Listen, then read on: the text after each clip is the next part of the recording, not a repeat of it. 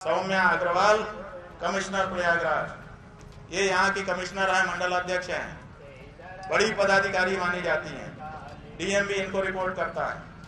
अगर ये चाहती तो ये मौके पर मौजूद थी। नहीं, उनके इस आरोप का हम लोग पूर्ण रूप से खंडन करते हैं। जो इससे भी स्पष्ट है कि लगातार हम लोग तीनों चारों लोग उनसे लगातार अनुनय विनय करते रहे कि साहब आकर के आप स्नान कर लीजिए। और जैसा कि हमने कहा कि हम सारे संत महात्माओं का पूर्ण सम्मान करते हैं और आज भी करते हैं, हमेशा करते रहे हैं। पूरा मेला साधुओं का, संतों का, कल्पवासियों का, श्रद्धालुओं का है कि हमारा किसी को भी हमने गंगा स्नान करने से नहीं रोका है। कोई भी अगर आकर के गंगा स्नान करना चाहता है तो उसका लगातार हम लोग स्वागत करते हैं, उनका अभिनंदन करते हैं। शंकराचार्य अवमुक्तेश्वरानंद सरस्वती के हाथ में एक पोस्टर है और वो एक महिला अधिकारी का नाम ले रहे हैं। कह रहे हैं ये हैं सौम्या अग्रवाल और ये मेरे हिसाब से कमिश्नर नहीं है। और दूसरी ओर हैं सौम्या अग्रवाल जो ये कह रही हैं कि हम तो विनती करते रहे कि महाराज जी आप स्नान कर लीजिए, लेकिन वो माने ही नहीं। कौन है सौम्या अग्रवाल और कैसे लंदन से उन्होंने नौकरी छोड़ी और वो आई देश की सेवा के लिए, और कैसे प्रयागराज में उनको लेकर हो रही है राजनीति, बात करेंगे चर्चा में आज सौम्या अग्रवाल की। दरअसल उत्तर प्रदेश में इस वक्त चर्चा में प्रयागराज का माघ मेला है। माघ मेले में मौनी अमावस्या के दिन स्नान के वक्त एक विवाद हुआ। ज्योतिषपीठ के शंकराचार्य अवमुक्तेश्वरानंद अपने समर्थकों के साथ पालकी पर बैठकर स्नान करने जा रहे थे। प्रशासन का आरोप है कि उन्होंने कहा कि आप पैदल स्नान करने जाइए। इस बात पर वो अड़े रहे कि वो पालकी पर जाएंगे और इसको लेकर धक्का मुक्की हुई। शंकराचार्य का आरोप है कि उनके शिष्यों के बाल खींचे गए, मारपीट की गई, यहाँ तक कि उन्हें मारने की साजिश रची गई। वहीं दूसरी तरफ प्रशासन का यह कहना है कि अगर शंकराचार्य के पास कोई सबूत हो तो दिखाएं, हम कार्रवाई करेंगे। उनके लोग हुड़दंगई कर रहे थे। ये सारा विवाद चल रहा है।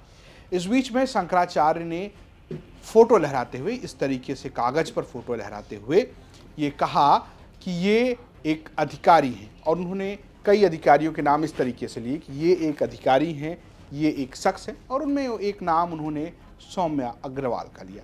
सौम्या अग्रवाल का नाम लेते उन्होंने कहा कि वो उन्हें कमिश्नर के योग्य ही नहीं समझते हैं। वहीं अगर हम सौम्या अग्रवाल की बात करें तो वो इस पूरे आरोप के बाद मीडिया के सामने आई और उन्होंने मीडिया ब्रीफिंग के दौरान माघ मेला प्रशासन का एक तरीके से नेतृत्व किया और आरोपों का जवाब दिया।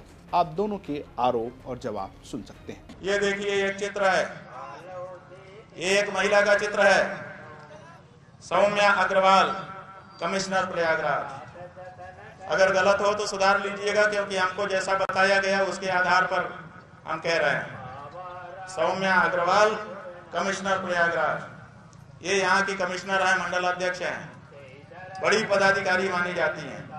डीएम भी इनको रिपोर्ट करता है। अगर ये चाहती तो ये मौके पर मौजूद थी, हमने इनको सामने खड़ी हुई देखा था। ये चाहती तो सम्मानजनक तरीके से, अगर समस्या उत्पन्न भी हो गई थी, वैसे तो उत्पन्न ही नहीं करना चाहिए था। अगर मातहतों ने उत्पन्न कर दिया था तो बड़ा अधिकारी वहां पर मौजूद है तो उसका ये कार्य है कि वो उसको संभाले। लेकिन 2-2.5 घंटे तक वहां पर हमारे लोगों को मारा पीटा जाता रहा और ये सबकी खड़ी होकर के गवाह बनती रही।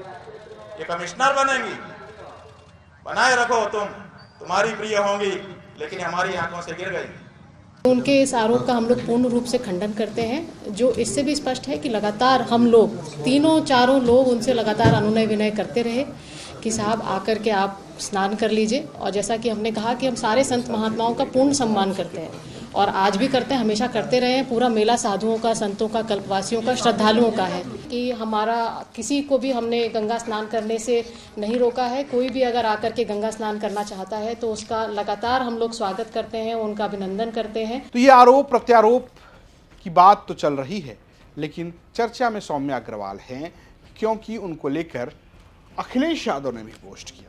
समाजवादी पार्टी के प्रमुख अखिलेश यादव ने ना सिर्फ सौम्या को लेकर पोस्ट किया बल्कि उन्होंने शंकराचार्य से बात की। उसके बाद वो लिखते हैं, भाजपा के महाभ्रष्ट राज में मेला के नाम पर 50,000 की महारकम कमीशन के रूप में गटक जाने का नया खेल शुरू हुआ है। इसलिए उन साधु संतों को भी सम्मान नहीं मिल पा रहा जो मेले की शोभा होते हैं, जिनका दर्शन मात्र ही आशीर्वाद होता है। उनके साथ बेहद आपत्तिजनक, अपमानजनक, हिंसक दुर्व्यवहार शासन प्रशासन इसलिए कर रहा है क्योंकि मेला महाभ्रष्टाचार की कमीशन खोरी की इस गोरख धंधे में भाजपाई गुट की मिली भगत है। इसलिए जो भी मेले की दुर्व्यवस्था और बदइंतजामी के बारे में बोलेगा वो भाजपाई और उनके संगी साथियों के साथ संघीय अधिकारियों के निशाने पर होगा और सरेआम शिकार होगा।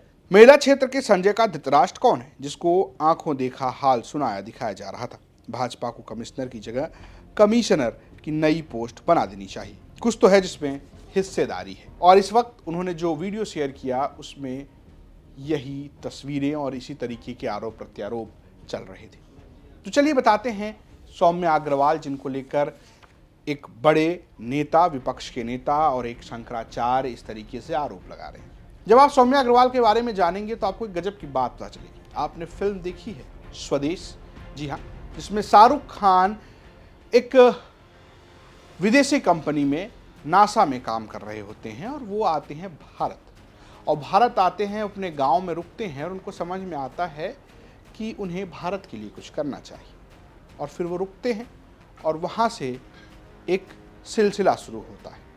ये कहानी बताती है उन भारतीय नागरिकों के बारे में जो विदेश में अपने करियर, अपने भविष्य के लिए काम कर रहे हैं, लेकिन उन्हें इस बात का एहसास होता है कि उन्हें भारत के लिए कुछ करना है। उनमें से एक अधिकारी हैं सौम्या अग्रवाल। सौम्या अग्रवाल इस वक्त प्रयागराज की कमिश्नर है।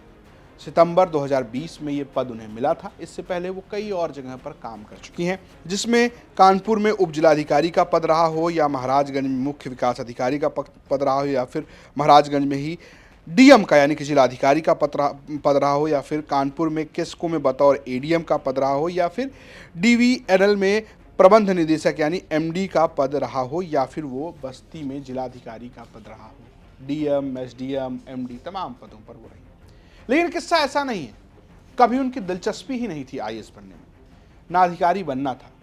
पुणे में पढ़ाई चल रही थी, सॉफ्टवेयर इंजीनियरिंग। ये वो दौर नहीं था जब एआई का खतरा मंडरा रहा हो, जब कहा जा रहा हो कि सॉफ्टवेयर कंपनियां 25-25% लोगों की नौकरी काट दे रही हैं।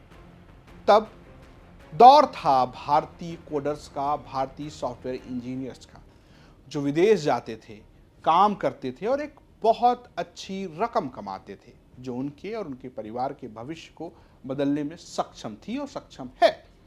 ऐसे ही सौम्या अग्रवाल थी। पुणे से हुई सॉफ्टवेयर इंजीनियरिंग तो चली गई विदेश। कहाँ? लंदन।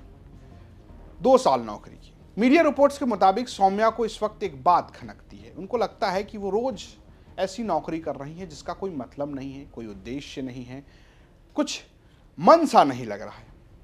और यहाँ एंट्री होती है सौम्या के पिता की।